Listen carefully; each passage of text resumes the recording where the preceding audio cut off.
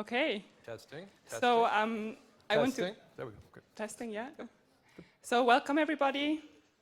This is the first lecture of the Architecture Department's Spring Lecture Series. I'm Moa Carlsson. I'm a second-year PhD student in the Design and Computation group, and I'll just introduce our session this evening.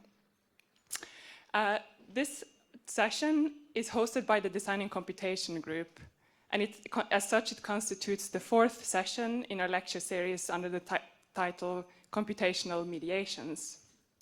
Before I introduce our speaker this evening, I will just say a couple of words about the series, which this year is curated by PhD candidate Theodora Vardouli in collaboration with Professor Terry Knight.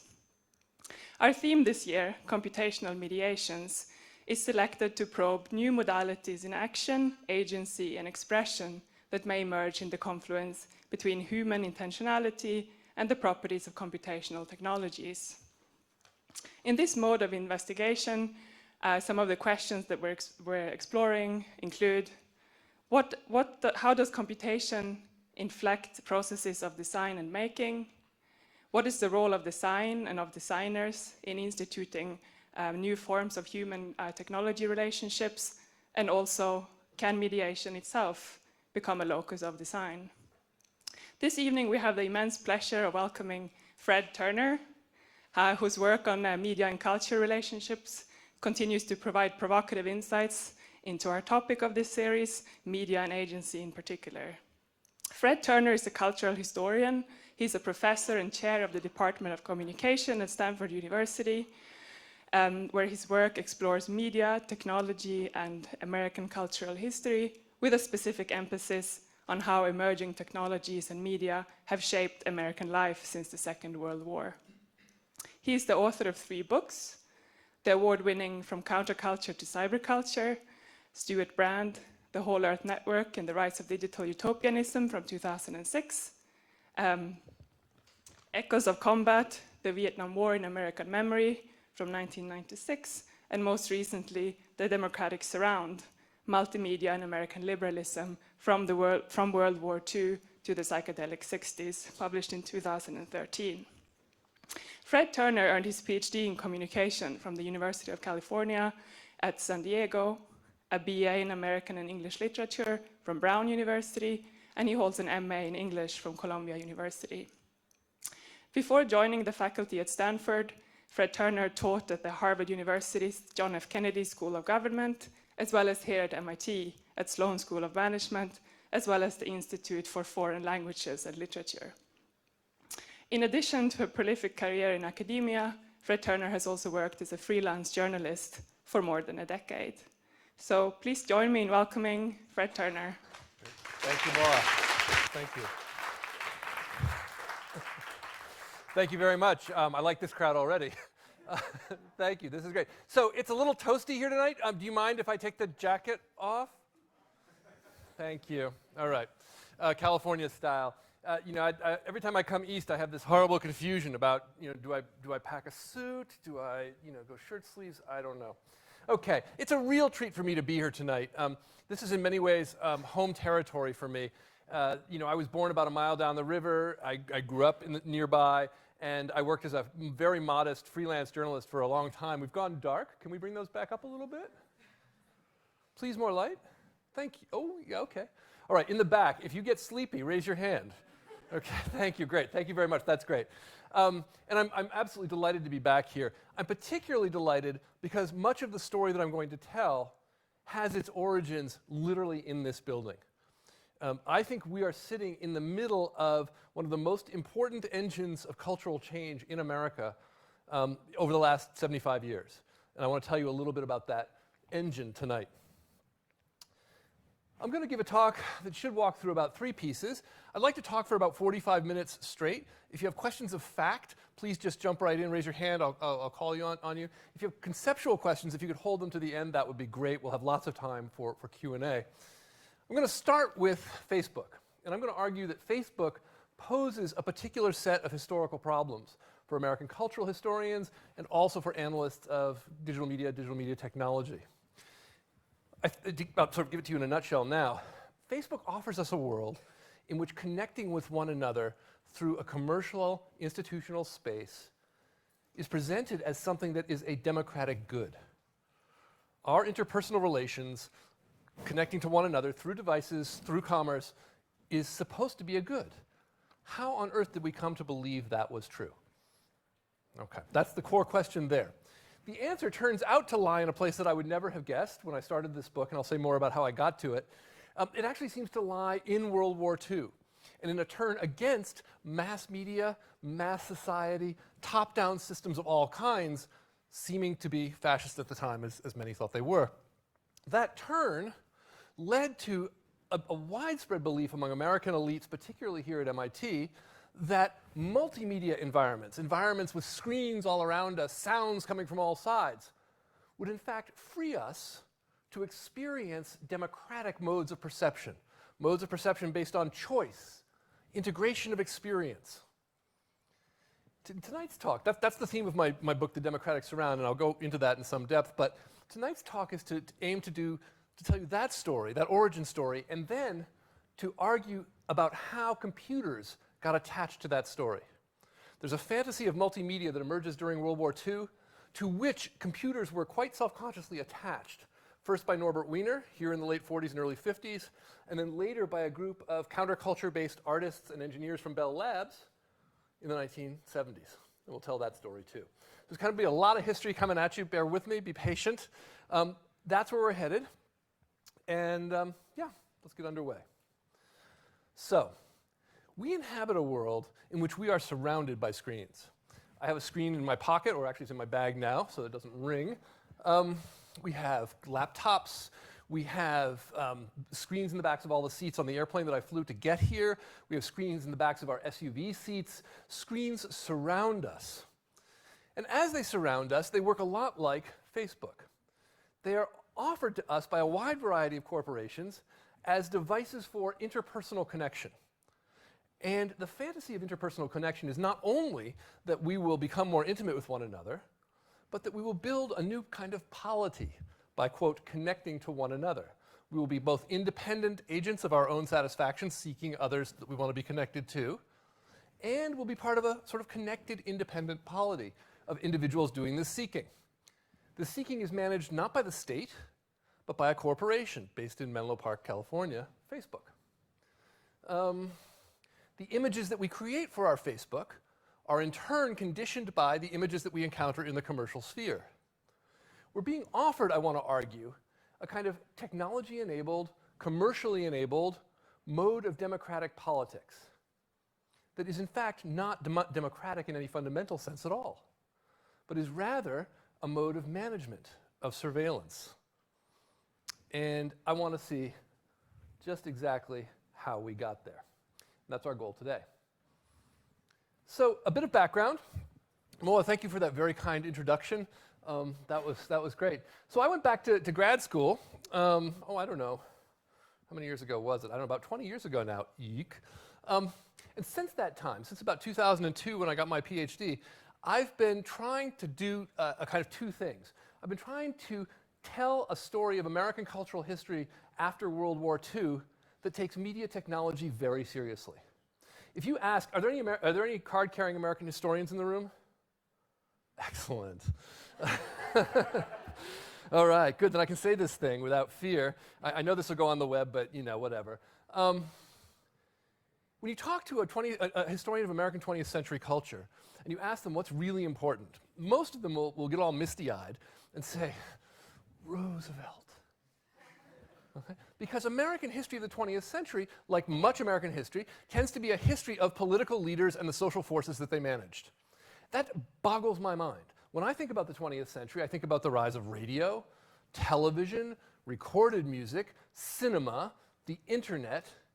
Those things are so antithetical to the study of American history as traditionally practiced that they've actually migrated to their own association, the Society for the History of Technology.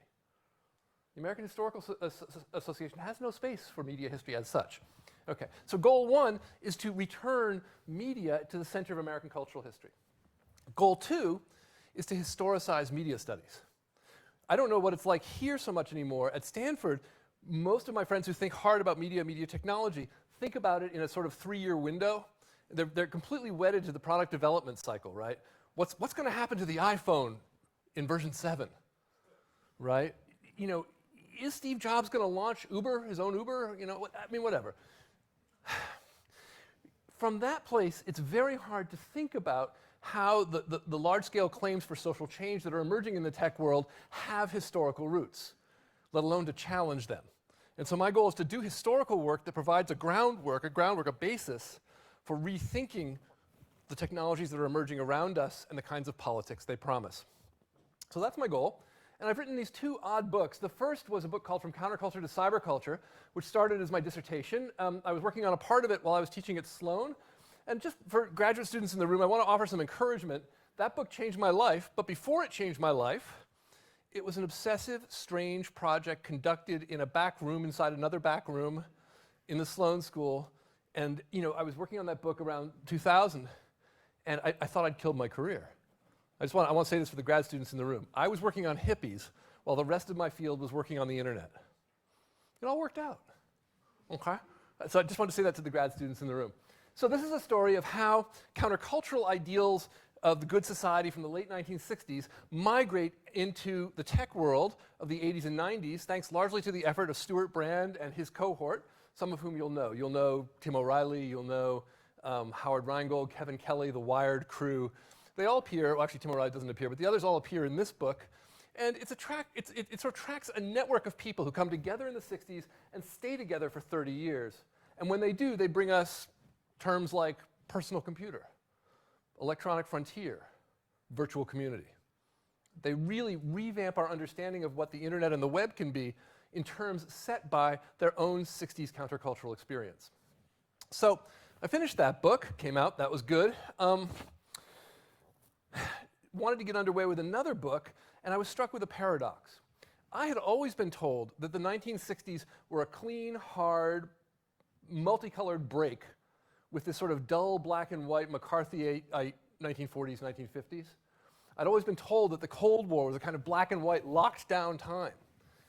Imagine my surprise when, in the course of researching that book, I found that the hippies I was studying, notably Stuart Brand, but all of his circle really, Ken Kesey, many others, were actually reading the core literature of the 1940s and 50s for inspiration.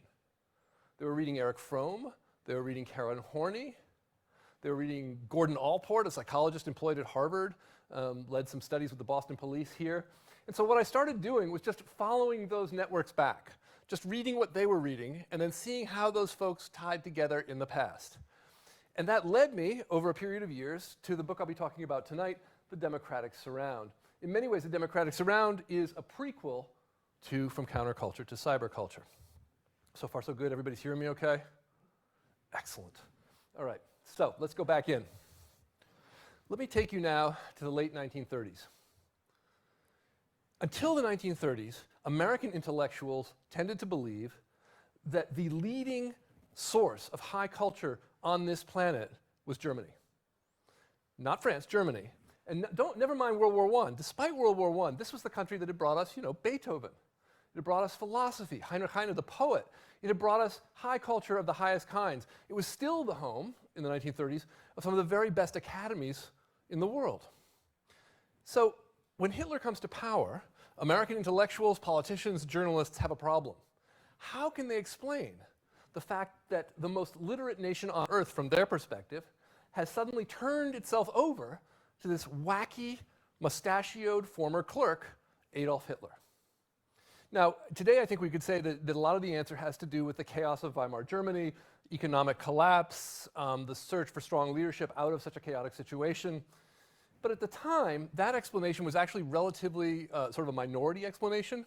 A much more common explanation was simply that Hitler had mastered the mass media. Hitler had somehow found a way, mostly through radio, but also through film and the print press, to unman the reason of German citizens, to disable the reason of German citizens, to stir up their unconscious. Now remember, this is in the 30s. The unconscious is still a very new idea. Freud had only come to the US very recently. Stir up their unconsciousness, stop them from thinking, and cause them to bind their affections in a single upward direction. There were two theories of how this worked. The first theory, this is one of my faves, that's why Hermann Goering is here, doing his fascist pose. The first theory was that Hitler and his circle were literally clinically insane, and that they were able to transmit their interior psychological madness to large populations through the media. The media was literally a vehicle for conveying their madness. I know it sounds a little wacky to us today, but this was a sincere belief. It was published in the New York Times, many other reputable outlets. And that's one vision. The other vision is in the nature of mass media themselves. And I wanted you to see this image from the Rural Electrification Administration in the US because I think it conveys this second idea.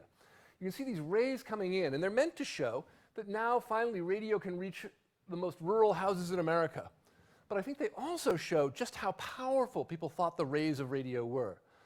They believed, many Americans and many others believed that the one-to-many situation that mass media require was itself a theatrical practice of the fascist situation. That mass media asked you to turn your attentions toward a single point, even a distant point in Washington or in Germany, and melt yourself into an imagined mass attuned to and ultimately perhaps obedient to such distant figures. Now, this was not just a German problem in the 30s. I was completely surprised when I went back and started reading old issues of the Saturday Evening Post and other magazines from the 30s to see Franklin Roosevelt called the fourth fascist. This is especially shocking if you've grown up, as I have, around historians of the 20th century who worship Roosevelt. No Oedipal issues here tonight. Roosevelt was laid up alongside Tojo, Mussolini, and Hitler. Why? Because he too seemed to have mastered the mass media and through his fireside chats, to be reaching down into the homes of Americans, where they lived emotionally, grabbing their emotions, and turning them toward the service of his own efforts to centralize and massify the American state in the National Reconstruction Administration. People were just terribly afraid that mass media, even in the hands of a relatively benevolent leader, could be the gateway to fascism. Nor were there concerns without context. Something that I think many of us have forgotten, certainly I never knew, was how viable fascism was as a political option in the United States and in England before the war. These are British fascists, circa 1938, in Devon, England. But there were fascists all through the United States. You may remember Father Coughlin. Father Coughlin was a right-wing preacher, not unlike Donald Trump. Went on the air, it was Catholic, he went on the air once a week. He had an audience of 3 million. He preached in favor of the Protocols of the Elders of Zion, which is a famous pro-Nazi tract, advocated Nazi ideals. A Gallup poll suggested that 68% of his weekly listeners agreed with his views. 1939, Madison Square Garden, in the heart of Jewish New York. 22,000 Americans, 22,000, rallied on behalf of fascism. They hung banners from Madison Square Garden saying, "Stop Jewish domination of Christian America." And they put people in brown shirt uniforms on the front stage before banners of the American flag and George Washington. There's a picture of this in the book, Democratic Surround. Worse, after Hitler went into Poland, 1,000 Americans marched down East 86th Street carrying swastikas and American flags, wearing fake Nazi uniforms, and they were not booed. They were not booed. There's a picture of that in the book too. Crowds lined the street and they did not boo them. Chances are you know Humphrey Bogart. What movies do you know that Humphrey Bogart has been in? Just shout them out. Casablanca, great. Help me, Bob, help me here. Margie, get him out. What? Maltese Falcon, Big Sleep, keep going. Treasure Sierra Madre, great, okay. My guess is that you, like me, had never seen, until I saw this in the middle of the night, a film called The Black Legion. The Black Legion was a 1937 Humphrey Bogart film in which he played a black-shirted American fascist who killed his Polish neighbor. He and his black shirt team hoped to foment a fascist revolution in the US. Let's just say that movie doesn't get as much play as Casablanca does. Okay, I happened to see it, I had no idea. I saw it by middle of the night, couldn't sleep, caught it on TV, had my mind blown. You know, in the immortal words of Sinclair Lewis, there was a fear in the US that it really can happen here. So I want to set the stage before I go into the multimedia stuff, just by, again, repeating. The fear here is that mass media, one-to-many media, create fascists, either by engaging individuals with mad leaders or simply by putting us all in crowds pointing in the same direction. So World War II gets underway, and this poses a problem for American leaders. And American leaders at this time includes political leaders, but also intellectuals, social scientists. If we want to engage in confronting fascism, and we want to go to war, how are we going to get our own citizens to confront fascism in a way that doesn't turn them into fascists? So there's a circle in Roosevelt's crowd that says, don't worry about it. Goebbels is doing an incredibly good job. We need to imitate his methods and deprogram the people later. Okay, that's I wish I were kidding. That's almost verbatim. There was another group, however, that had a very different view, and they actually ended up having a lot of influence. They're a long forgotten but very important group of intellectuals called the Committee for National Morale. They formed together in 1941. They were led by an art historian named Arthur Upham Pope. Art historians in the room, you too can lead political movements. Okay. In our own time it's a chuckle, but back then it was not. He brought together 60 of America's leading social scientists, anthropologists, people like Margaret Mead, Gregory Bateson, Gordon Allport from Harvard. He gathered them together and tasked them with figuring out how to build an American mode of morale that would preserve American individuality, but at the same time allow us to be unified in our confrontation with fascism. He had two ideas that are really important. The first idea in this crowd is the idea of democratic character. In this period, much of American social science was preoccupied with the idea, brought to us by Franz Boas, the anthropologist, that different nations have different character styles, and that whether child rearing or media, they tended to invoke those styles and reproduce them, and that's what gave cultures their coherence. So one theory here is that mass media triggered the authoritarian personality style of Nazi Germany, reinforced it and triggered it. How would we get media that would produce democratic character? Allport wrote something in 1942 that I think gives us an insight into how they hope to do this. This is just a passage from an essay he wrote, The Nature of Democratic Morale, and there are two words here that I want to really flag for you as key. The first word is personality. In a democracy, you resist fascism by strengthening something inside yourself. It's your personality. Something inside you, individually, must be strengthened. And once it's strengthened, it needs to be brought together with others, not on the basis of top-down ordering systems, not on the basis of hierarchy or bureaucracy, but rather on principles of voluntary coordination. Facebook. Sorry. You see where I'm going here? Okay? This is an effort to liberate Americans from the threat of fascism, but we're opening a door to something that we, I think, know now as something different. Okay. So here we are in New York. This is 1942. Groups have been working together for about 2 years. They're writing white papers. They're publishing books. They're very visible. They're advising Roosevelt. And they are the opposition to the sort of pro-Goebbels faction inside Roosevelt's group. They theorize that in order to coordinate the intelligences and wills of people, what they need to do is design a medium built on non-hierarchical principles. Now, what's that going to look like? They have lots of different ideas, but basically they are all oriented around putting images, sounds, smoke bombs, I mean, this is kind of wacky, around people so that they could gather up some idea of what America meant for themselves. They had theories, but they're all writers. They really don't know how to make media. Lucky for them, they were right down the street from a group of refugee Bauhaus artists who had moved to New York in 1937. So Walter Gropius is part of this crowd, but the figure who, and as is Laszlo Moholy-Nagy and György Kepes, who later came here to MIT, they're all part of this crowd. But the figure who matters most for our story tonight is Herbert Bayer. Herbert Bayer was the inventor of the all lowercase type that many of us still use from the Bauhaus.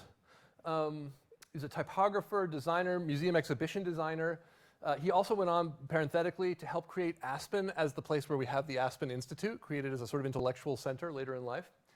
In the early 1930s, he came up with a new theory of exhibitions that had an enormous impact on American culture and American media. Today, in our own time, right, how you hang paintings just doesn't seem like a massively important political project. Okay, just it's like, yeah, okay, so you hung them over the ceiling, big deal, right? In his time, it matters enormously, and it matters in two different ways. The first thing to know is that when he starts designing museum exhibitions, traditional museums are doing this. Picture, eye level, individual encounter, absorbed. Picture, eye level, individual encounter, absorbed. You were meant to go sort of around the wall. There are exceptions to this. We can talk about Russian constructivism, surrealism, the salons of ancient France. I mean, we can go deep on the differences. But the world that he's pushing back on is a world in which individual images are hung at eye level in a line around a room. What he says is that's not how people work. He's not a Freudian. He's a gestaltist. He believes that what we need to do to become whole people is to see things around ourselves, knit them together into our individual personalities in a way that is individual to us, and strengthen ourselves in the 1930s in order to resist the predations of Weimar Germany. When he comes to the US, he needs a job very badly. Okay? And he's more than happy to take the multimedia theory of display that he's developed in Europe and repurpose it. Now he's going to help produce not just the new man of Germany in the early 30s, which is what he was aiming for, but instead the democratic man of the United States, sufficiently strong inside himself, and usually it was himself, to push back against the Nazi regime. The first place Bayer saw his designs implemented was the Museum of Modern Art. This is 1942. This is an exhibition called The Road to Victory. It was a huge smash. Was up for about 8 weeks. 80,000 people came, which is a lot of people for the Museum of Modern Art in 1942. And it was designed by Herbert Bayer and Edward Steichen, who would later go on to do The Family of Man, very much on the same design lines. You can see here things that to our modern eye might really be disgruntling, right? These are large Native Americans referred to as red men, but you can also see that the images are very large. They come in all sizes. They're weirdly colliding. So this is a farmer. War, they asked for it. Now, by God, they'll get it. Here's Tojo giggling about Pearl Harbor. Clear, strong propagandistic intent. But what was interesting, to me at least, is that it's not the strong propaganda images that make the exhibition so popular. It's the way they're hung. People write in newspapers about the show all the time, and what they say is, this show suddenly allows us to experience the freedom of being an American. And they're talking about this thing. This is the actual road that you walk through. This is a model of the exhibition. To us, we might feel very manipulated walking through that line, but audiences at the time felt enormously free. They could move, they could congregate, they could put together meaning out of images that were selected for them, but that they still felt in charge of. And just to give you a feel for what people were saying at the time, the New York Times critic said, "I think no one can see the exhibition without feeling that he is a part of America." Okay. Another critic from a different paper said, "Road to Victory doesn't mold the visitor's opinions, for that word smacks of the fascist concept of dominating men's minds." This concept of not molding opinion, but rather letting opinion form from below through the experience of media is the alternative to fascist mass media in this period. Okay, so far so good? All right, we're going to take a serious turn to the computational now. All right, so in the book I go on at some length about sort of where this goes in the art world, where this goes in the propaganda world, and I don't talk as much about where it goes in the computer world. But it goes very directly into cybernetics and Norbert Weiner's vision of computer networks. So Weiner isn't actually in this picture. Margaret Mead is. Her husband, Gregory Bateson, is back here. The Macy conferences, the first Macy conference took place almost in parallel with the first Committee for National Morale meeting, also in New York in 1941. They went on through the 50s, and they became a place where the anthropologists and sociologists who had been part of the Committee for National Morale actually engaged with scientists, technologists, biologists, and others who were part of the world that brought us cybernetics. I want to provoke more in this talk than inform, and I could give you a whole night on Norbert Weiner, and I won't. Although if he were here, he would. You've seen pictures of Norbert Weiner, right? Yeah, I think his girth says it all. He's just big and strong. I love the man. In any case, Weiner's core idea was drawn in large part, I think, from the kind of surround theories that were floating around in the Committee for National Morale. Weiner, like the members of the Committee for National Morale, was a radical anti-fascist. And he believed that human beings needed to be understood as self-regulating feedback mechanisms. The beauty of computers was that they modeled what a democratic citizen might be like. Not an obedient member of a fascist bundle, but rather a system moving through space, seeking things, getting feedback from them, and changing their behavior accordingly.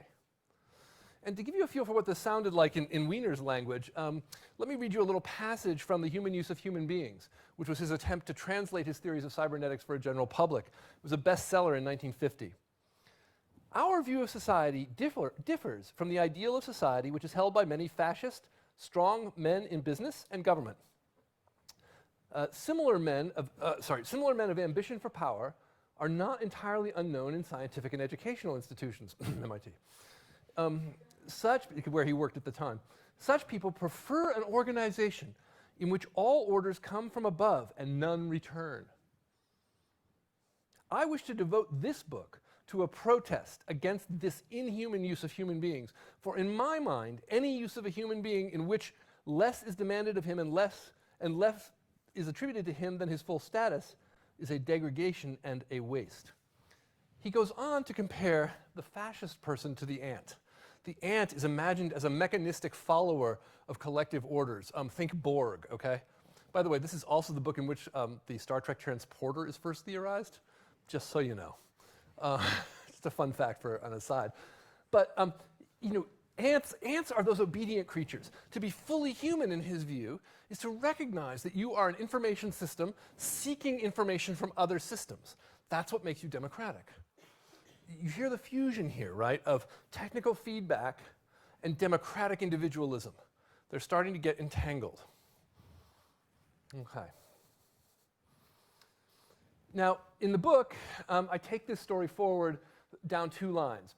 The thing that I'm calling the democratic surround, this multimedia environment designed to produce democratic psyches, emerges in World War II, and it comes all the way down to the counterculture down two lines. It migrates through propaganda exhibitions overseas, and I'll show you one of those.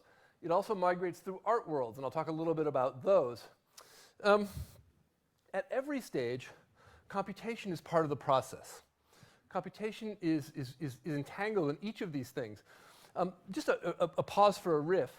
I'd always thought that computers were sort of acultural objects before I got to know them. I thought they were, devices that were somehow outside culture that did their own thing, and we worked with them and they were tools.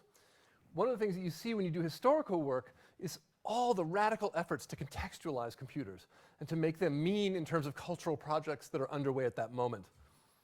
Let me take you to one here. This is one of my favorites. We just have to pause for the beauty of that. So this is Moscow, 1959.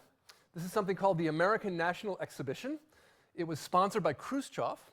Khrushchev had been on American television and had made a mistake. He had gotten angry with the host, and he said, look, if you let us have an exhibition of Soviet goods in Manhattan, we'll let you have an American exhibition in Moscow. We were all over it, okay? And so in '59, the American state, the United States Information Agency, any number of large American corporations pooled their resources and built an enormous exhibition seen by 2 million Soviets here in Moscow. And this is a picture of its core area. This is a geodesic dome designed by Buckminster Fuller. It's glittering gold on the outside. These are 7 screens provided by the Eames, Ray and Charles Eames. And they're part of an exhibition called Glimpses of the USA.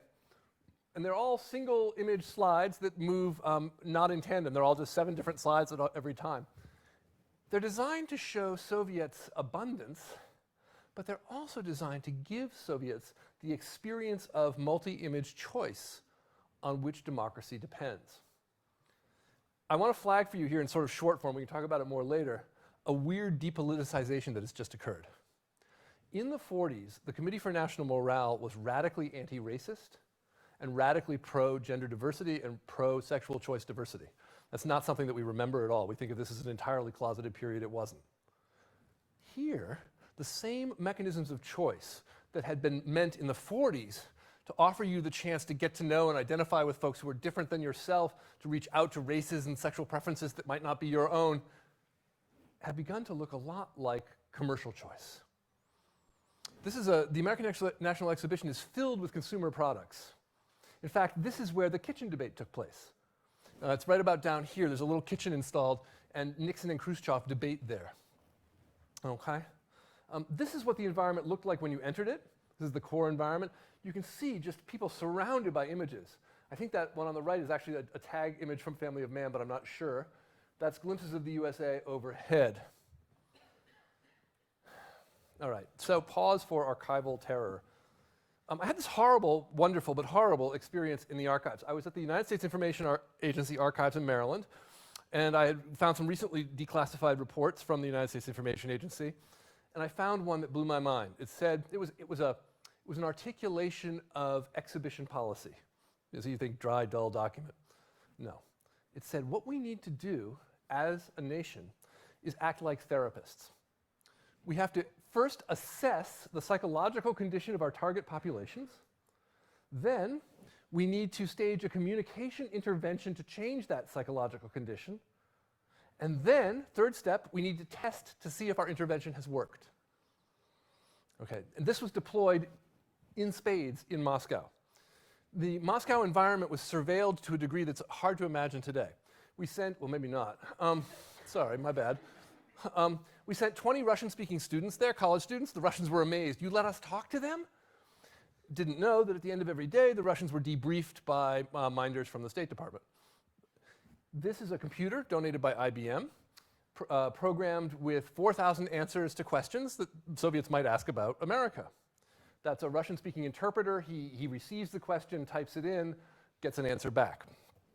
As you might guess, the primary purpose of the computer is not, in fact, to answer Soviet questions, but rather to record them. We didn't know a lot about the mindset of the Soviet Union at this point, and we needed to. One of the wonderful things about studying this is that the records for this are copious. The American government kept copies of every Russian publication, everything that had to do with this. They had notebooks, guest books, where you could sign your name and write a comment. Those are all summed up and reported back to Washington every day. Okay, it's a huge deal. So this is one place where computation gets sucked up into the surround in a way that has to do with surveillance and consumer culture in a way that we'll see a little bit later. The other place where this starts to happen is actually in the art world. And I had always been taught that the art world was a world that was sort of outside big Cold War culture, outside commerce.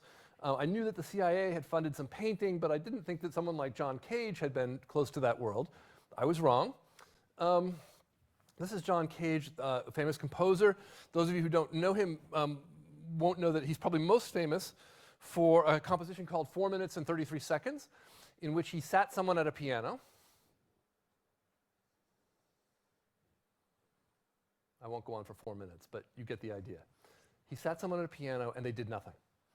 Eventually they lifted the top of the piano, closed it, the point was that he wanted people to experience sounds around them in a way that would allow them to integrate those sounds into a new form of American personality.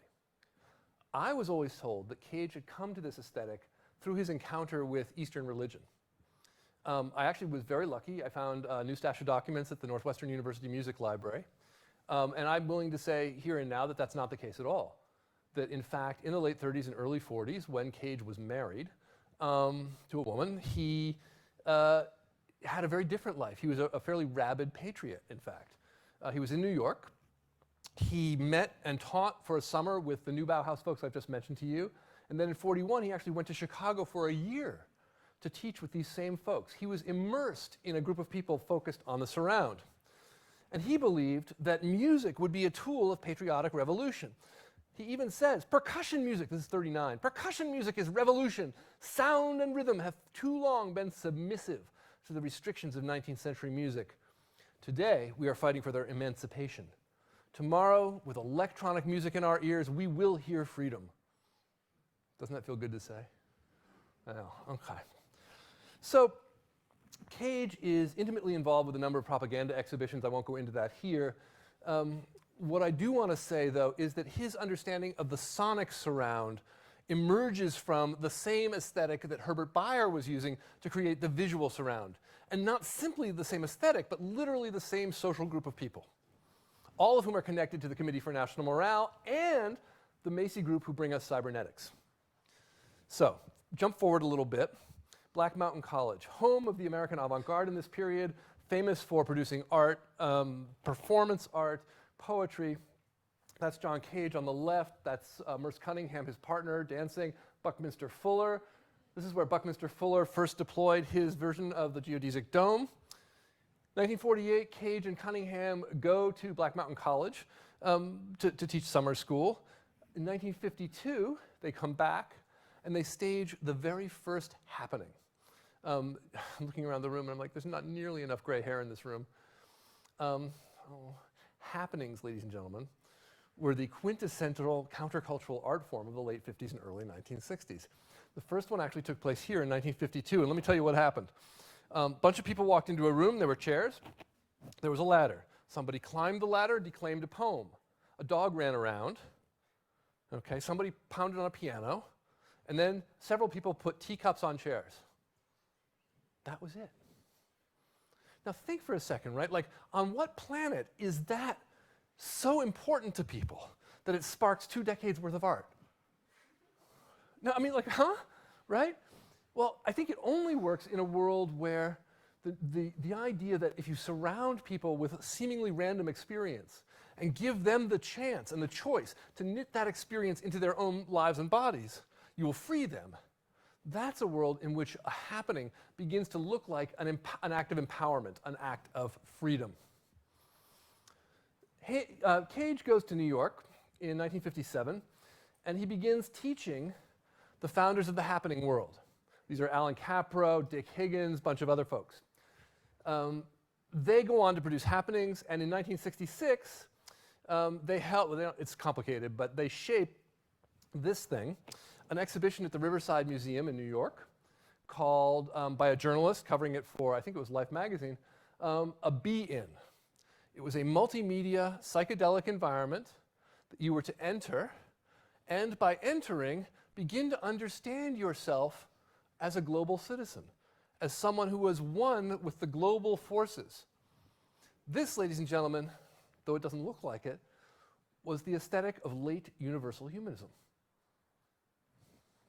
Okay, so that's where we are. This is not a world without computers. Strangely enough, this is a world in which computer scientists and engineers, particularly from Bell Labs, very much want to play, and a world in which artists very much want to engage engineers. This is something called the Pavilion, the PEFC Pavilion, in 1970 at the Osaka World's Fair. These here, so this is the entryway here. These are cybernetic organisms. They're little self-motivating things on wheels. They go, they make talking noises. If you bump into them, they take your feedback and go backwards. Okay? So you're meant to play with those. Once you went inside, you entered a world that was meant to be a three-dimensional, computational, and multimediated experience. Before I say a little bit about how that worked, let me just say about the communities that were here making this. 2 groups. Experiments in Art and Technology, a group of engineers and artists from New York led by Billy Kluver, an engineer from Bell Labs, closely affiliated with Robert Rauschenberg, John Cage, both of whom were members. And a series of performance artists from that world, some of whom had been involved in Cage's happenings, some in the ESCO Shrine. They build this on contract to Pepsi because, of course, Pepsi, as you know, is bringing us the young generation, right? What is the Pepsi song? Come on, somebody knows this. Oh, it's funny that no one knows this anymore. They would be mortified. Right. They began singing the Pepsi Generation song. This was meant to be a modern Pepsi Generation kind of thing.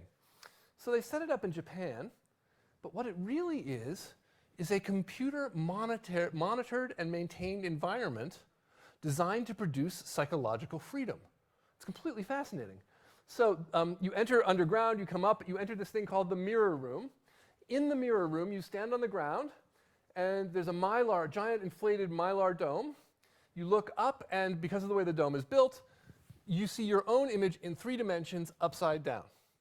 You enter literally a surround in which you are mirrored, Facebook. Seriously. Okay, the lights are controlled by programs on punch paper tape, which are here. And the artist is not called an artist or a creator or a host or a happener or a be-in generator. No. The artist is called a programmer, and they are there to manage the environment. The environment itself is a living example of cybernetic principles. This is one of my favorite pictures. These are hostesses, Japanese hostesses assigned to the pavilion. There was a section of floor, it's actually a very large section, I think it might have been about 100 square feet, in which each panel of the floor has sensors underneath, and as you walk across it, it produces different sounds. So one section produces rustling grass, another produces gravel. You hear these sounds with these handsets. And in the process, you become part of a cybernetic loop. You become part of the cybernetic system, but not in a way that we might imagine as surveilled or controlled, but rather in a way that frees you to experience the diversity of the natural and the mechanical world as part of a single global information system. You remember that Weiner says we are but patterns of information in rivers of time. Here you get to actually experience that as such. So you might think that there's a happy ending here. This is the 1967 Human Be-In, Golden Gate Park, sparks the summer of love in about 6 months. Tens of thousands of people gather in the park. They are precisely the kind of self-seeking, self-affirming, highly individuated people that Margaret Mead and the members of the Committee for National Morale called for in 1941.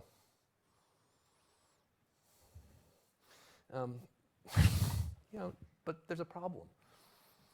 And I want to see if I can lay it out. In the context of the late 30s and the early 1940s, the idea of a media surround and of Gestaltist psychology underlying it is enormously freeing. It's a robust antidote to mass media and the threat of fascism that mass media seems to carry. And you can see it here. This is actually 1955, The Family of Man on display in Washington. People who are moving in this space feel enormously free, and they write about it at great length, and it's all in the book. I won't bore you with it here. They feel free to cluster, to clump, to see images of people who are unlike themselves. The Family of Man has pictures of traditional Japanese 10 years after the war, an amazing thing to see.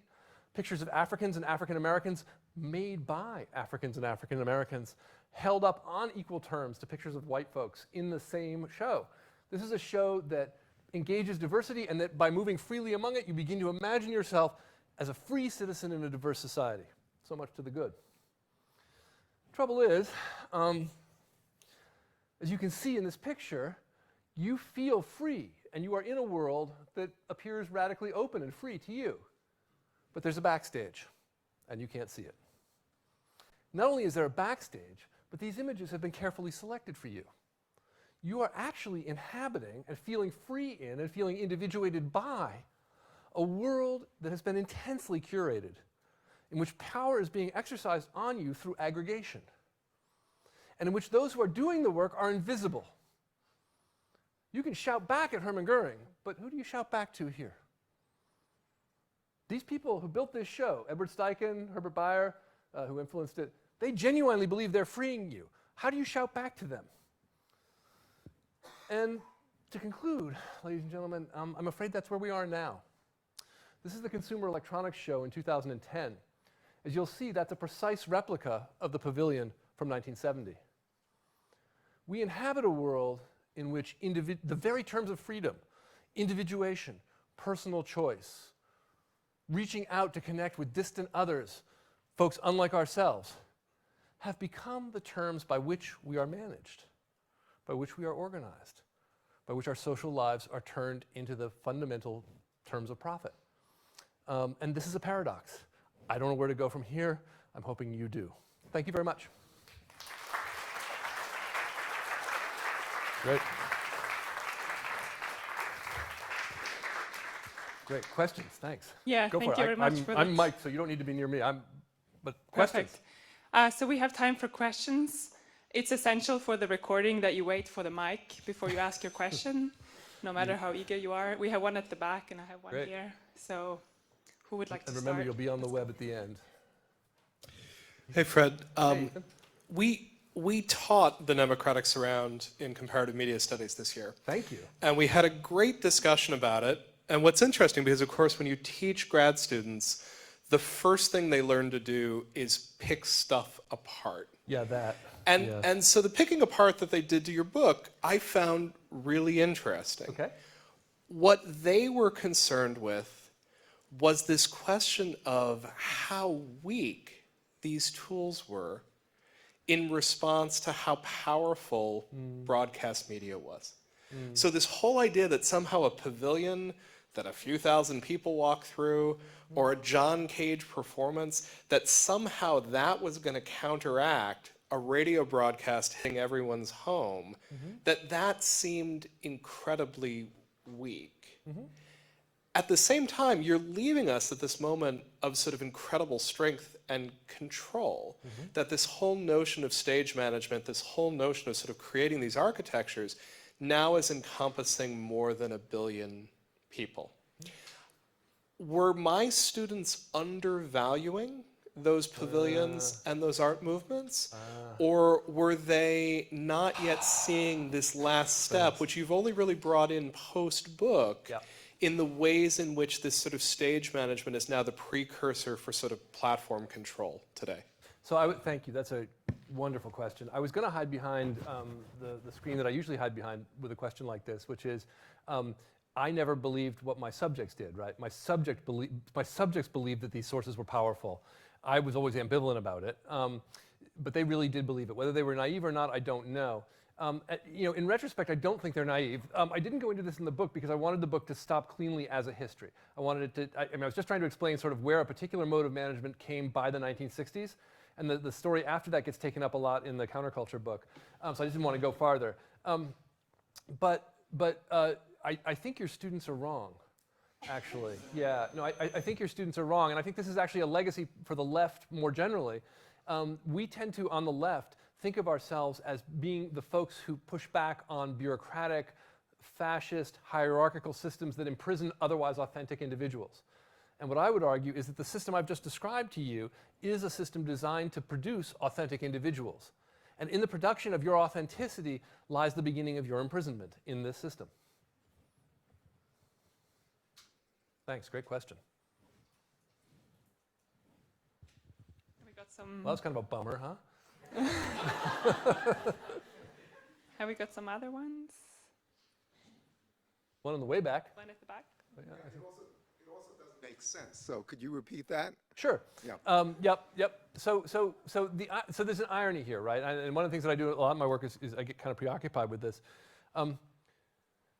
These systems were designed to maximize the individuation of the people who encountered them. So in going to the family of man, you were offered 500 images, and you were encouraged to walk among them to find the images that were most meaningful to you, and to knit those images into a personal experience that could be robust and coherent inside yourself in a way theorized by Gestalt psychology. And that would make you more individual. And you and I would go and see the same images, but different images would be meaningful to you, and to me, we would be individuated by this collective experience. Okay? So far, so good?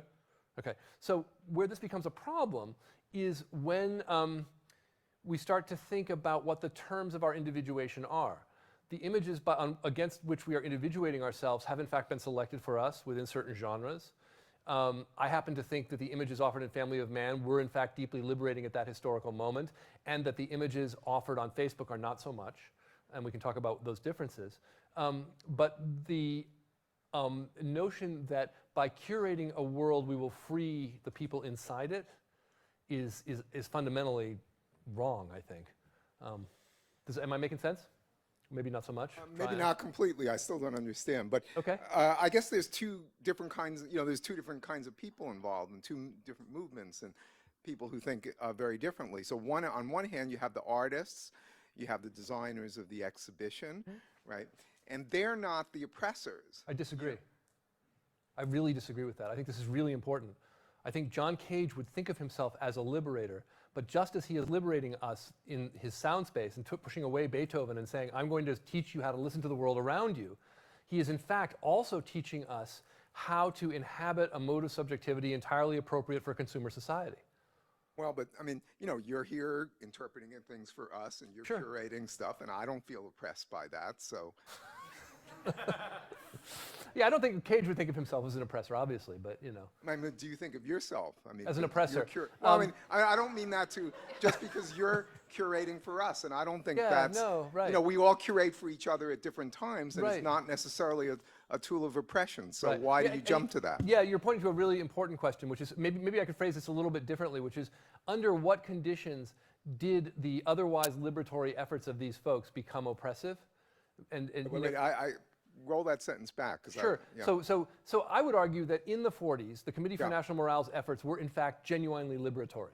Like I think Okay. they really actually did help people imagine themselves differently. And I would say the same for Cage's compositions. At some point, really in the mid-50s, with a campaign called the People's Capitalism, and it was sponsored by the National Advertising Agency and the United States government, those same forms began to turn toward becoming training for consumption. And the political valence that was attached to them at their birth disappeared. The anti-racist implications melted away. The sort of pro-diversity implications melted away. And we ended up with diversity and choice being the language of consumption, and the notion of self-production being one wedded to consumption as opposed to encounters with other folks. I'm very happy to go deep on this afterwards. I want to make sure everybody gets a shot at this. Thank you. But yeah, very happy to go deep on it later. Thanks. Thank you. And should I call or do you want to call? Oh, okay. Good. Okay. Yeah, Good. So you call. You call and I'll answer. Great. Thanks. Hi. Thank you very much for your presentation. Thanks, yeah. It's a very provocative argument. One thing I would like to know your opinion on is how you, similarly following up on that question, is it seems like you're positioning the artists under something that they did have, they did lead to these modes of very specific limited choice within what we have, but it wasn't the artists, just because they paved the way for consumer society, as you're arguing. Why would we say that it's not the companies that then, Right. under the logic of capitalism? Yep. I mean, So that's another super important question. I think we have this habit historically and in the present of looking for bad actors and for looking for centers of concentrated financial or material power as the sources of bad action. So I'm going to tell this a little bit more personally. My first book was a book about how Americans remember the Vietnam War. And I spent a long time with a group of traumatized combat vets in Vietnam combat vets in a Veterans Administration day program in Boston. And in working with them, the constant challenge, the constant mystery to them, one of the most traumatizing features of their lives, was that they had done things that were entirely contrary to their own moral beliefs, and yet they had done them. Were they made to do them? Where I'm going with this is back to the world of John Cage and others. They may well have believed that they were doing liberating things, but they, as were many corporate leaders in the period, many corporate leaders believed that they were freeing the world around us. That doesn't mean that the choices they made didn't have alternative kinds of impacts. Let me say about artists more specifically. I want to really say that artists don't look very good in this book at the end of the day. Herbert Bayer helps create the Aspen Institute, a massive corporate center, okay. But he's by far the most benign. The folks who look really terrible in my eyes are the happeners, Alan Capro and his crowd. When you go look at pictures of happenings, I did not know this, they're almost exclusively young white men. What women are in the pictures tend to be naked under sheets which have been soaked in water. There are pictures of women with their mouths stuffed with vegetables. Yoko Ono makes her bones arguably covering herself in cream and having it licked off by male artists, or having her clothes cut off her by male artists. Yeah, you could say that's a claiming of power. I don't buy it. There are a few happeners who are women, very few. Carolee Schneemann would be a good example. But that was a radically oppressive environment that claimed to be a radically liberating one. yeah. I had a question about the Where are you? I can't see. Oh, thank you. I couldn't see that. That's great. yeah. The voice from nowhere. Yeah, I'm small. So I kept thinking about the art pieces and the kind of benevolent intentions behind them, and wondering, as modern artists, what people can do to protect against these kinds of accidental oppressions. Right. I like keep thinking about like the Truman Show and Yep. you know that movie where he believes he's totally liberated, but the fake walls around him. And so how, if you were to go back and like you could be there with them during like the Family of Man, how would you redesign that exhibit to be actually liberatory instead of being like blatantly oppressive? So I love your phrase, accidentally oppressive. I think that's, accidental oppression, I think that's a really helpful and useful phrase. The Family of Man's a tough case to work with because I've actually written a long paper on it in which I argue that it is liberatory, and I would argue that it's sort of the last of its kind. It's the last moment at which race and gender and class are right on the front stage, and you're asked to really think those things through. So I think it's a harder case. I don't really have a good answer, but I'll speculate. My speculation would be to pay, if you were an artist, to pay very close attention to who you're collaborating with. All the folks I'm talking about here are collaborating, as many artists at MIT do, in ways that I would not denigrate, with large corporate actors, large technology firms, which also may have military contacts, which may be tied up in lots of different kinds of things. In even setting that aside, I'm struck by the relative paucity of impoverished people, right, in the discussion. In the Mead world, there was a real effort to reach out to folks who were not like ourselves. And that effort, I think, has melted away. I sometimes get asked what I think utopia is these days, right? And my answer actually is a church I go to periodically in San Francisco called Glide Memorial. Glide Memorial is a radically affirming Methodist church where they took the cross off the wall and brought it out into the street because they thought it belonged with the people. It's the only place in my life, I teach at Stanford, it's the only place in my life where I meet people of all different classes, all different races, all different life experiences, and we do things together on equal terms. That wasn't what happenings were. Happenings claimed to equalize society. Nah, they just made it easier for audiences to come in. That's very different. So who are you working with? I think is part of the is the first place I'd start. So like when I brought up the Family Man, I think it was because you mentioned that people felt like they were free, but in fact there was this highly curated space, and it's something I was actually just thinking about. So it's how do you how does an artist have a highly curated space with a vision, but still bring in this opportunity for serendipity or for chance, or for that kind of egalitarian. But it gets worse because now I really have to confess I am actually an oppressor in this sense. No, this is actually really important because I realize as you're asking your question that I think the Family of Man is liberatory because it promotes values that I celebrate. It asks folks to literally identify with those who are different than themselves and imagine themselves as members of a polyracial society. I really don't know. It's a great question. Hi. Oh, hey. Hey. Thanks. Yeah, Thank you for your presentation. Thanks. I'm Joelle, and I'm an interactive artist. Great. So, and I could argue about art with you. Yep. But there was just a question. Well, I have a question, but I also have a comment, brief. Yeah. I would say that it would be very hard for me to argue in which way John Cage and fellow artists of the time would have influenced people so far. I don't think, because no one knew necessarily Cage's agenda of liberation, people have been how could you think that Cage and others, how could you measure their influence and the fact that they have reached much beyond the scope of their little circle of friends and community in the 60s. They probably have influenced so many people, rich and poor, from all continents. So I think it's hard to have an opinion on based on an assumption that they were oppressors, that they have actually maybe reached beyond that scope. So that's one. Respond to that? Yeah. Very fair point. I went to Poland and gave this presentation at a Cage conference, or a version of this presentation was talking about Cage. And the Poles were too polite to say, you're wrong.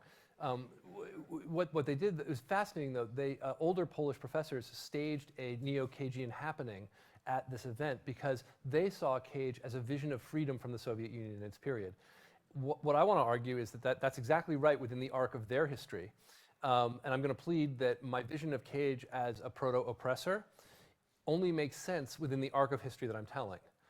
He's taken up very differently in other places, and I totally respect that. You can see that challenge again now. You think about the maker movement, right? The maker movement is being taken up in China, in India, in ways that might in fact be quite liberating in those spaces, even as I would argue that it's a promotion of the Californian ideology here in the US. So you know, yes, you have a very important point there. Well, I could actually also discuss that point where actually the practices of making in India or Ghana or Nigeria or in China have actually influenced back also our perspective of repurposing, but that's a side point. My question was, because the talk mentions interactivity, and going back to this, and maybe we could also mention Cage, notion of randomness and chance, but I'm, as an artist who uses interactivity, I do feel that I embraced interactivity when I encountered it in '96 as a way for me to actually pose the question of choice and pose the question of free will. So in that sense, I'm not trying to put an agenda necessarily out there, but I feel that interactivity is the best option that I have as an artist to propose the consciousness of choice. Great. And Margaret Mead would celebrate you. Yeah, I mean, that's really important. We can talk about the varieties of interactivity. I don't think all modes of interactivity are alike. You know, Walt Disney thought he was an interactivity artist too. But that's a longer conversation. But Margaret Mead would be really happy you're here. Yeah, go for it. Yeah, since the maker movement and those things we already mentioned, I was wondering. I'm going to just walk right into it tonight. Yeah, okay, go for it. Yeah, I mean, I forgot I'm at MIT, you know, dang, yeah, right. Okay, speak to me. I'm really interested in what is your verdict, and, you know, if you look at rhetorics of hacking and creative misappropriation and so on, is this also something that is infused with some kind of governmentality, or would you say that, okay, this is actually something that is against this kind of staging of experience? And I'm wondering, you know, in this context, whether sometimes, you know, let's say top-down democratic structures and infrastructures can not necessarily, can also have something liberating in that sense. That So you get a couple pieces here. I'll try to keep my rant kind of short. You're looking at a guy who wrote an essay in defense of bureaucracy, okay? Because bureaucracies were designed to create spaces in which people could not act out their filial loyalties to their families or their home villages or their groups of prejudice or their stereotypes, but had to in fact act in accord with negotiated rules for the public good or for the good of whoever managed to negotiate those rules. But I think that's really important, right? I mean, one of the things that happened to me is I looked at communes in the 60s. Communes in the 60s were places where everybody was supposed to be free. But what happened in those places was that when you dropped the rules of bureaucracy, when you stopped negotiating on rules, you shifted to negotiating based on cool. And the coolest person just said, you know, that's so uncool, man. You don't need your money back. You know, and people not like that person were just kind of uncool. You know, yeah, black folks can come here. That's okay. You know, we're open to it. But, you know, most of them are so uncool. You got the whole Panther thing going. You know, what's that about, right? So this is the kind of way that power works in that space. So in that context, yes, I think that rule-based, bureaucratic, institutionally housed systems for the management and propagation of equality among citizens of different potentials and resources are absolutely central. Okay, let's stop there. The making and hacking stuff, you know, I haven't got it figured out. I'm doing a paper now on the maker movement's strange resuscitation of the deepest wells of American culture.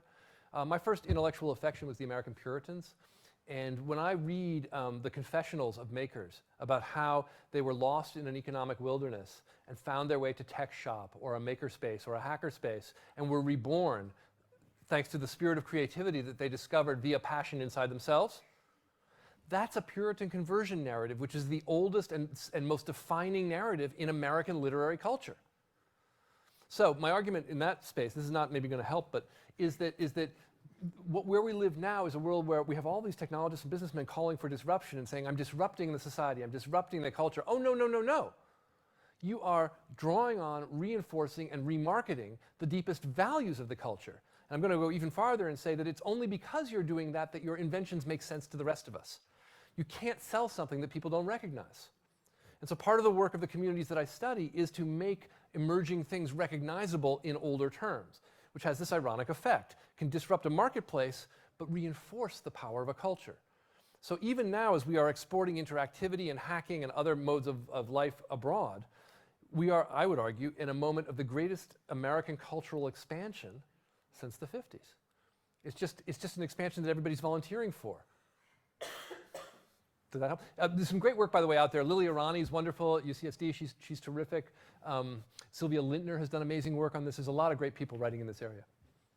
Okay. Okay, yeah. Okay, so the point that really stuck out for me from what you were talking about was this emphasis on the invisibility of the curation itself. Yep. So, which I think does easily kind of connect to the conundrum we've got today with kind of the invisible curation of Yep. algorithms on these Yep. platforms like Facebook, Yep. right? So to me, though, that leads to kind of the easy solution to that is transparency, right? So we want to make visible the invisible aspects of this system. I'm curious, how would that have worked historically? And then Right. how is that complicated today when the complexity of the decisions that are being made is perhaps beyond the scope of our traditional kind of transparency mechanisms? So transparency is a really good start. The trouble with transparency is if you imagine it as like crowd-based transparency, you're imagining that all people can see through the window with the same eyes and have the same agency to affect change on the other side of the window. And that's not true in the 50s and it's not true now, but for different reasons. In the 50s, Steichen, Bayer were very well-known figures. They were actually paraded widely in the press. You could have written to the Museum of Modern Art, you could have written a letter to the editor, but those folks are institutionally entrenched figures, and it's very hard for Joe Public to move an institutionally entrenched figure. That's part of their nature. Now, one of the things that I think a lot of computer scientists I know are excited about is the possibility of building systems in which institutionally entrenched figures don't have power. The trouble is that the algorithms that manage those systems frequently automate the very modes of power that the formerly entrenched individuals have. And now, how do you make that kind of automation visible and negotiable? I truly don't know. I think that's one of the great questions for our era. Helen Nissenbaum at NYU has been working on this pretty hard. She's got the best take that I know. I truly don't know. But I think we might be people in this room might be the very people who can figure that out. My own impulses were shaped during the Vietnam War and are very sort of conventional lefty. I kind of want to see us elect the right people and run the state better. I recognize how hard that is under conditions of rampant corruption and massive corporate and non-corporate, just big money sponsorship. I haven't got a better option to that. I wish I did. And maybe you guys can come up with one. I'd love that. Yeah, hi. I would like to go back to the question of resistance since Great. you kind of leave Yep. us with that. And I'm trying to wrap my head around the way in which you relate oppression Yep. and freedom. Yep. And particularly oppression in terms of being located in actors like whether it's Cage or you Yep. know the CIA or all these other people, and Yep. then the way in which you talk about the individuation of Yep. the free man as coming from an environment which is not particularly located in any sites Yeah, or interesting. people, but as a set of forces, and whether you think of that environment as having completely subsumed any possibility of individuating outside of capitalism and outside of the technology. Great. Yeah. Because partly one of the things that seems to me to be hard then is that the solution for resistance is only coming up with a different immersive great. and mediated environment Great. that can free us. And so where Yep. do practices come Yep. in relation to this technology? Okay, what a wonderful question. Thank you. Okay, couple thoughts. The first thought is that the surround that I've been describing, one of my goals in the book is to say that it is in fact anchored in very specific historical communities and institutional locations. We're sitting in one of them now. Okay, so there are actors here with agendas who move through history together and are actively in different settings trying to colonize things. Some of you may know that the Center for International Studies may still be here at MIT, very involved in planning the Vietnam War. Many of the people doing that planning were immersed in this aesthetic and began to imagine that we could deploy in Vietnam the kind of management and control that were deployed in museums. The archives are here, it's wild. So there is a deliberate oppressive movement that moves through the book and rises toward the end. However, I don't believe that the surround has become impermeable. I don't believe that everyone is enmeshed in it. What I'd like to, and I think there's a lot of different kinds of folks out there who actually have very little access to technology or even media that much. who should be tapped. I actually think, ironically, it's the elite in America who are most preoccupied with self-formation, image management, self-branding, network building, all of the things that we all know how to do. And ironically, that elite, self-focused, narcissistic style is a style that makes it harder to reach out to precisely the people who would be able to resist and who need to resist and who could lead that resistance. One encouraging moment, Black Lives Matter. Many of those are folks coming from what would be, from the surround side story, the periphery, at least inside the United States. You know, how do we, and I think our challenge as folks here in this elite pinnacle institution, you know, what have we done lately about Flint, right? I haven't done anything about Flint. I'll go back to Stanford and think thoughts about the Puritans. You know, I'm sort of embarrassed by that, right? But it's a fact. You know, what have we done about Detroit? We're a weird country. We have these incredible first world centers where people can pursue, you know, self development at all turns. We can all be Maslow's, and we have Detroit. I don't know. So I think the answer to resistance has to come from Detroit, and the challenge to those of us who inhabit the surround spaces is to get out of them enough to hear the voices of people like those in Detroit. That means, parenthetically, going to places that we may find reprehensible or repugnant. I go to churches. I am very, at the least, conflicted about theology. Okay, at the very least, you know? Some of my best friends are members of the Mormon Church. Mormon Church's stance on gay Americans makes me want to, you know, chuck.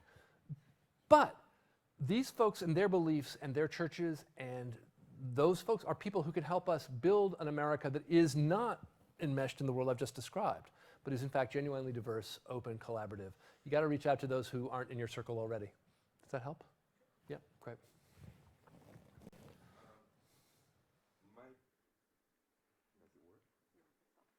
You've been silenced. All right. You've been censored, yes, so sorry. My question is on the rate of adoption, right? Because, like, okay, this presents us with that possibility, but it's not guaranteed, right, that then this individual will get on board. I remember in the 90s that with my leftist friends at the University of Rome, we were ridiculing people going around with the first cell phones, right? And now I'm hooked to it, right? Yeah, right. So ideologically, I wasn't on board, right? But then something happened.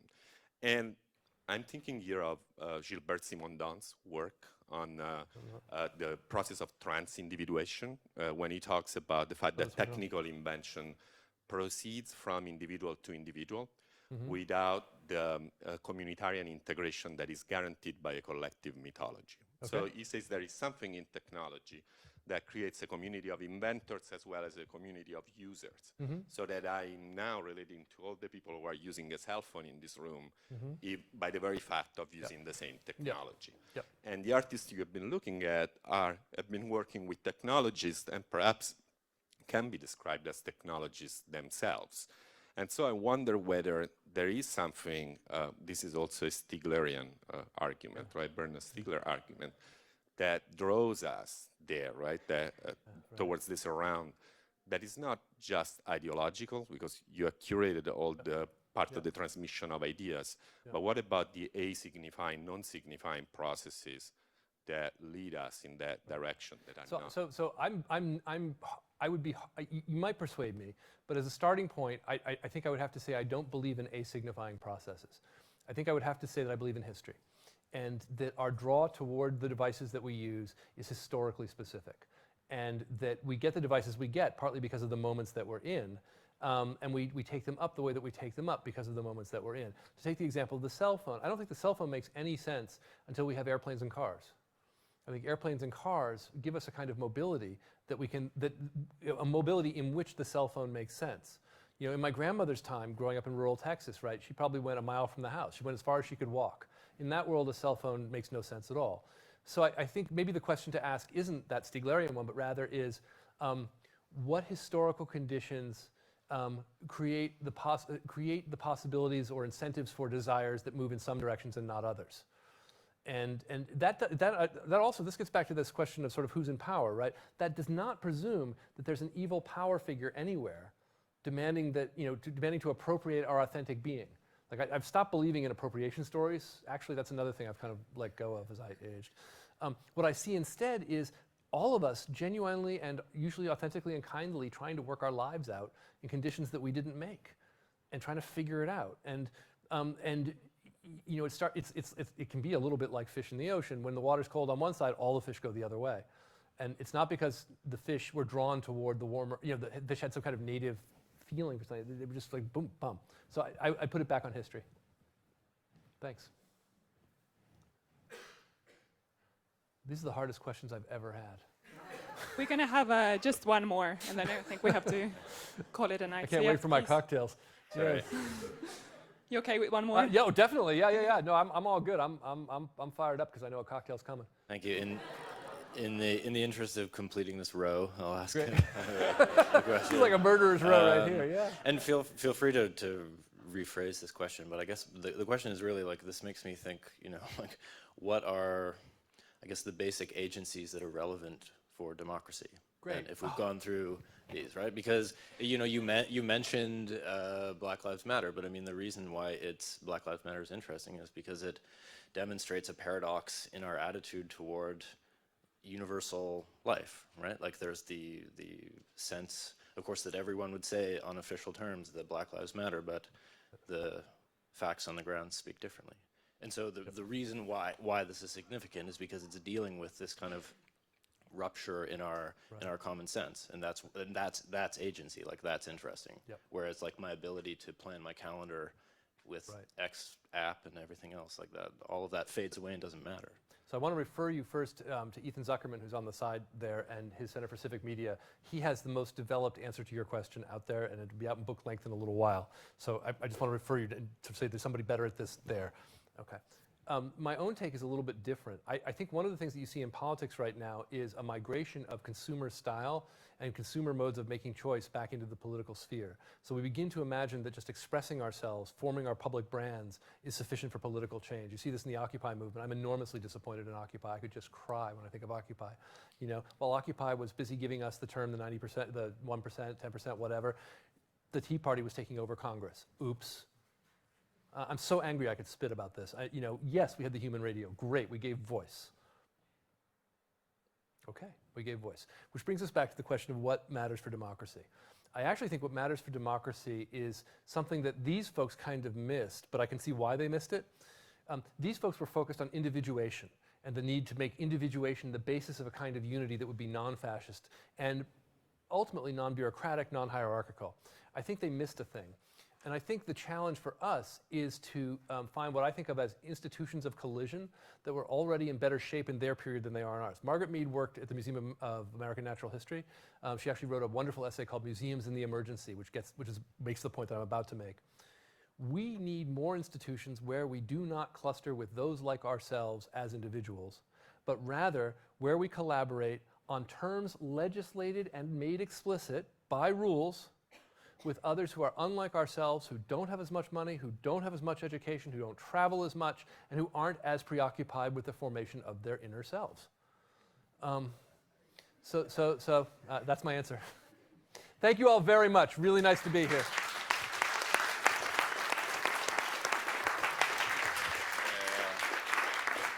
Great. Yeah. Wow. Thank you, everyone, for coming, and thank you for your really interesting question. And thank you, I'm happy Fred. to stay and chat too. Thank you. Yeah, cheers. Wait,